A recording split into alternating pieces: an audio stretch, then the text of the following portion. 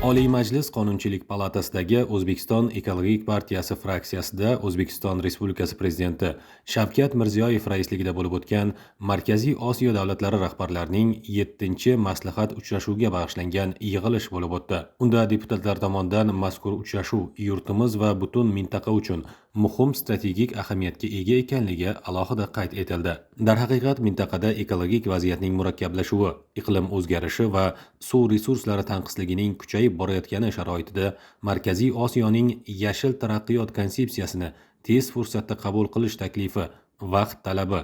xalqlar manfaatiga xizmat qiladigan dolzarb masala. Ushbu konsepsiya mintaqamizda barqaror rivojlanish tamoyillarini chuqur joriy etish, toza energiya va ekologik xavfsiz iqtisodiyotni shakllantirishda asosiy yo'nalish bo'lishi shubhasiz, dedi fraksiya rahbari Abdushukur Hamzayev. Fraksiya a'zolari mazkur maslahat uchrashuvi yurtimiz va butun mintaqa uchun muhim strategik ahamiyatga ega ekanligini qayd etib, unda ilgari surilgan tashabbuslar partiya fraksiyasi tomonidan to'liq qo'llab-quvvatlanishi hamda ularning amaliy natijadorligi ekologik xavfsizlikni mustahkamlash yo'lidagi muhim qadam sifatida e'tirof etdi. Partiya fraksiyasi a'zosi Oliy Majlis Qonunchilik palatasining Ekologiya va atrof muhitni muhofaza qilish masalalari qo'mitasi raisi Xayrullo G'afforov ushbu konsepsiya mintaqamizda barqaror rivojlanish tamoyillarini chuqur joriy etish, 2026-2036 yillarni Markaziy Osiyoda suvdan oqilona foydalanish bo'yicha amaliy harakatlar 10 yilligi deb e'lon qilinishi tashabbusi suv tanqisligi tobora kuchayib borayotgan hozirgi davrda